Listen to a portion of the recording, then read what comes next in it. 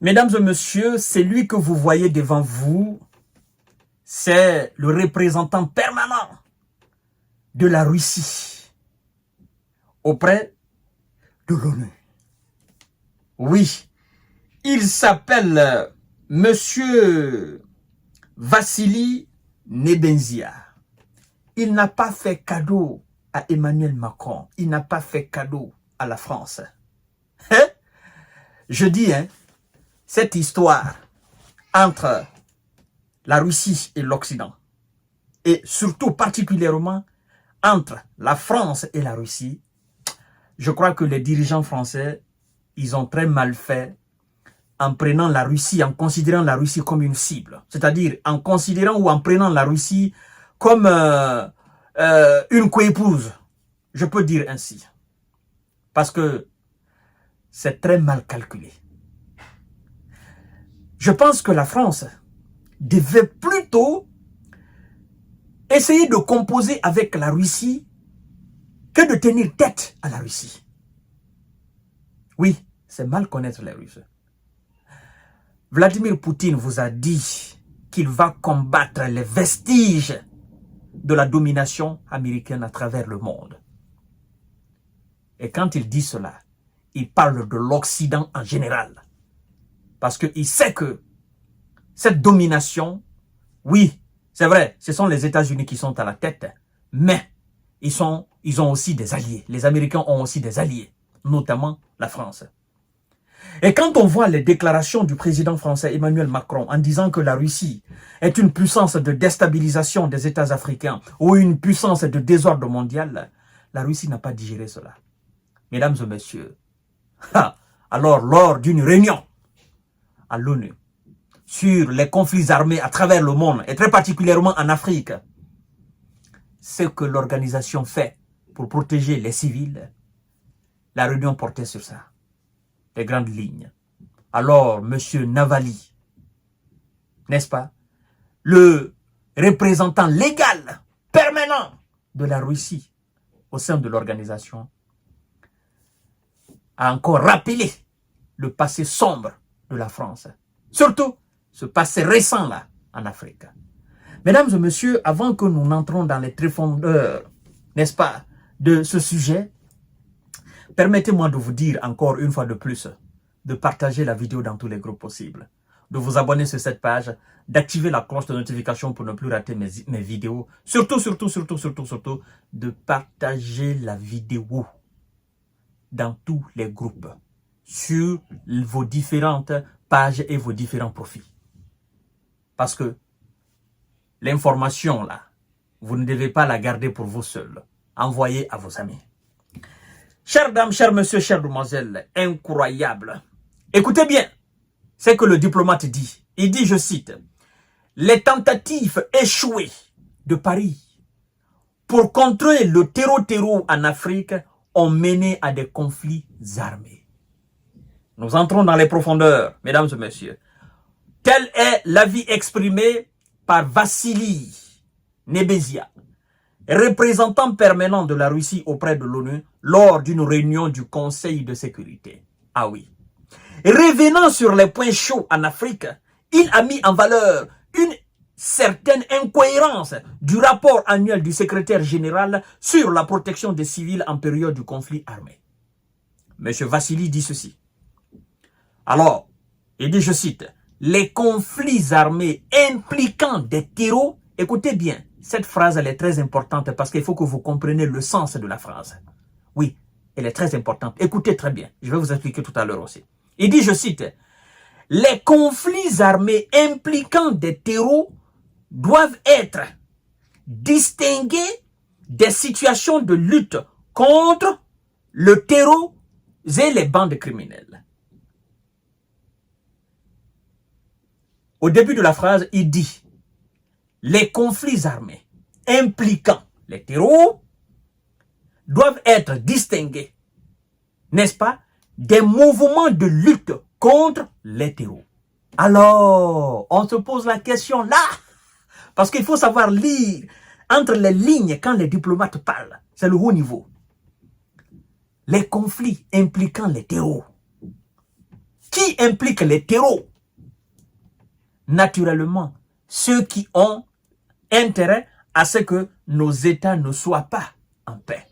Ceux qui ont intérêt à ce que nous soyons dans la déstabilisation, à ce que nous soyons tout le temps dans les conflits pour qu'ils puissent, n'est-ce pas, exploiter frauduleusement nos ressources du sol et du sous-sol. C'est une manière pour eux, ceux qui tirent intérêt et profit des conflits qu'ils sèment dans nos différents pays. Pendant que nous sommes focalisés sur, n'est-ce pas, la stabilisation de nos pays, eux, ils profitent, n'est-ce pas, de cette situation préoccupante pour s'accaparer de nos biens frauduleusement. C'est pourquoi le diplomate dit, les conflits armés impliquant les terreaux, on doit distinguer cela des mouvements de lutte contre les terreaux. Mais avant tout d'abord, mesdames et messieurs, il faut que vous sachiez cela. Alors, par exemple, le document fait référence au Nigeria, au Mozambique, au Niger, au Burkina Faso et autres pays africains dans ce contexte alors qu'ils luttent contre le terreau, a noté M. Nebezia. Il faudrait d'abord que vous sachiez que avant la chute de Muammar Kadhafi, parce que je vais toujours réitérer cela, ça fait partie de l'histoire. Et cette histoire, elle est récente. C'est pas quelqu'un qui nous la raconte. C'est pas quelqu'un qui va nous la raconter. Ça s'est passé devant nous-mêmes. Nous avons assisté, nous avons vu cela. Avant la chute de Muammar Kadhafi, est-ce qu'il y avait terreau au Mali? Est-ce qu'il y avait terreau au Burkina? Est-ce qu'il y avait terreau au Niger? Est-ce qu'il y avait terreau en Centrafrique? Est-ce qu'il y avait terreau dans ces pays d'Afrique? Est-ce qu'il y avait terreau au Soudan? Au Tchad? Certes, il y avait les coups d'État. On ne va pas nier cela dans nos différents États. On faisait des coups d'État. Mais les mouvements de terreau, nous avons vu cela, nous avons constaté cela qu'à travers la chute de Muammar Kadhafi. Vous comprenez? Il y a des gens qui ont clairement armé des gens pour s'attaquer au régime de Muammar Kadhafi. Des gens qui se sont laissés alors manipuler des Libyens par l'Occident pour déstabiliser Muammar Kadhafi.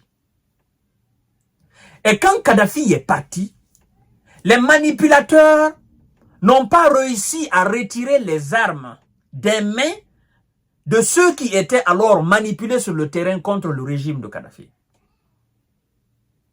Ajoutez à cela des extrémistes qui sont venus de tous bords. La situation leur a échappé.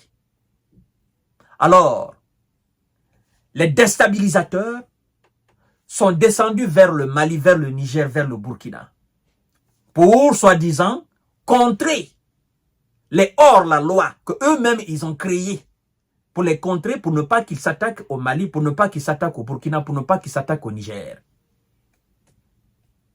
Or, leur objectif principal était de chasser Kadhafi, avoir la même mise sur la Libye et le pétrole libyen. Donc, quand on parle de terreau, il faut que le monde sache que ceux qui disent, oui, sans nous, ces pays n'existeraient pas, il faut que le monde sache que ce sont eux-mêmes qui ont créé les terreaux en Afrique. Ils sont venus en pompiers pyromanes.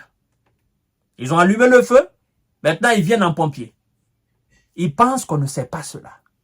Et ils ont voulu réparer quelque chose que eux-mêmes ils ont créé. Donc, les terreaux qui sont impliqués. Impliqués par qui? Par ceux qui ont intérêt que nos États soient déstabilisés. Donc, les Occidentaux en particulier, vous les connaissez. Mesdames et messieurs, le diplomate fait référence à cela. C'est pourquoi il dit, nous devons pouvoir distinguer ces deux choses-là. Les terreaux qui sont impliqués, ils sont, n'est-ce pas, ils sont organisés, ils sont armés, ils sont payés, ils sont entretenus, ils sont nourris, ils sont guidés. La logistique est mise à leur disposition pour déstabiliser un certain nombre de pays en Afrique. Donc, ceux qui sont venus pour contrer les terreaux, ils avaient double face.